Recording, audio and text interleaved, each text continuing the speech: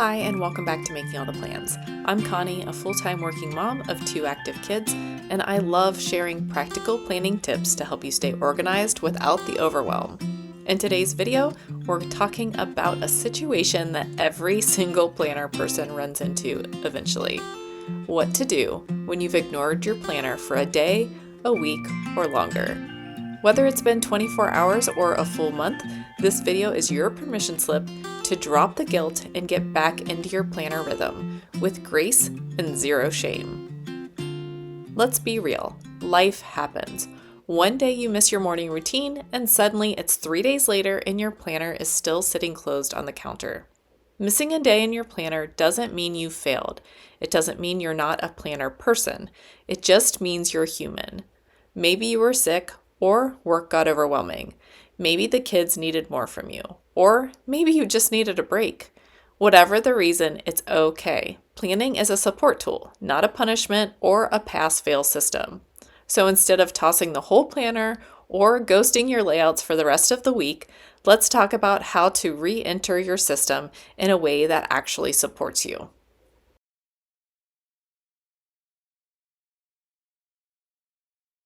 But first, if you've only missed one day or maybe even 2, please hear this. Don't burn it all down. Don't panic, don't overthink, and definitely don't feel like you need to replan the entire week or redo your entire spread. Just take a breath, look back at what didn't get done yesterday, and ask, does anything still matter today? If yes, pull it forward. If not, let it go. This isn't about filling in every missed checkbox. It's about giving yourself grace and continuing.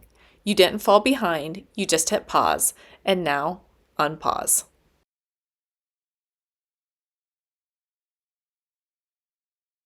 If it's been longer than a day or 2, there's one step you need to complete before you even open your planner. Take the time to complete a brain dump. Get everything out of your head. Deadlines, errands, things you're afraid you've forgotten, appointments, even things like buy detergent or email the teacher. Use a sticky note, a spare page, the back of an envelope, whatever's nearby. This step helps get rid of the pressure that builds when your brain is holding everything at once. I like to say it's like closing 27 browser tabs in your mind. And if you're feeling overwhelmed, set a timer for 5 minutes and just start writing until it goes off.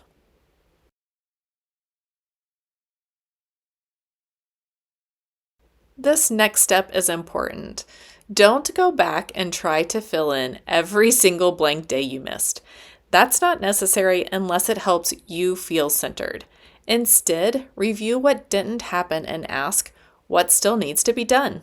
Is anything time sensitive? Are there any open loops I forgot to close? Put all of those tasks on the brain dump. Everything else, let it go. Seriously, let it go. You don't need to reprove yourself by reconstructing a perfect week that already passed.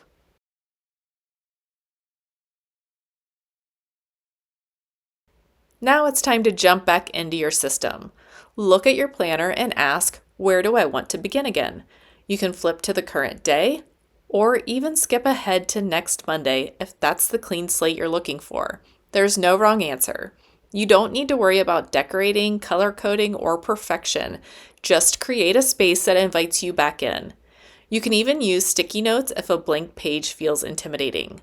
The goal is to move forward, not make up for lost time.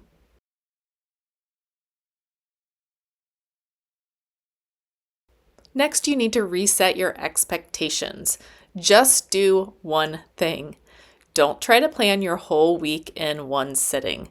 Instead, start with the one thing you can take action on today. Just one. Maybe it's planning dinner. Maybe it's writing your top 3 priorities. Or it could be blocking out 30 minutes to catch up on email. One small win gets the momentum going. Planning doesn't have to be a 45-minute reset session. It can be a 5-minute comeback.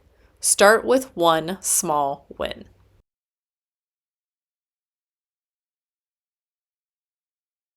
If your usual planner layout feels overwhelming right now, change it. Your system should flex with you. You don't need to fit into a perfect system, especially after a break. Switch to a simple running to-do list, or use a post-it note to block your day. Sketch a minimalist layout in a dot grid notebook, or even use your monthly calendar for a few days. It's all totally valid. The key is to match your planner to your current energy, not your ideal version of yourself from 2 weeks ago. Your system should support the season you're in right now.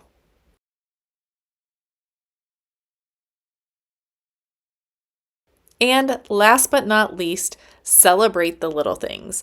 I've mentioned this in a few videos recently, but if you're feeling stuck or discouraged, try a to-do list. Instead of focusing on what didn't get done, write down what you did do.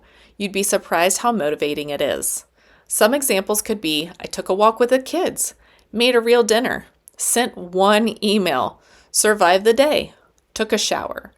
It shifts your mindset from failure to progress, and honestly, that's what most of us need to get going again.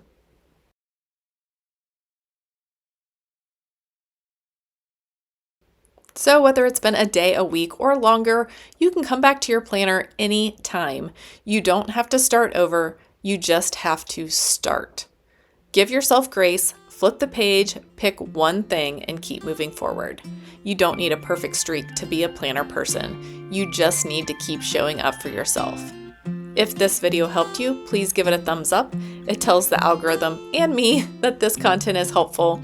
And if you're not already subscribed, hit that subscribe button and turn on notifications so you don't miss future videos. I'd love to hear in the comments, how do you reset when life pulls you off track? And if you're ready for a more structured comeback, check out this video next, how to build a daily action plan that works. I'll walk you through it step by step. Thanks for watching, and I'll see you in my next video. Bye.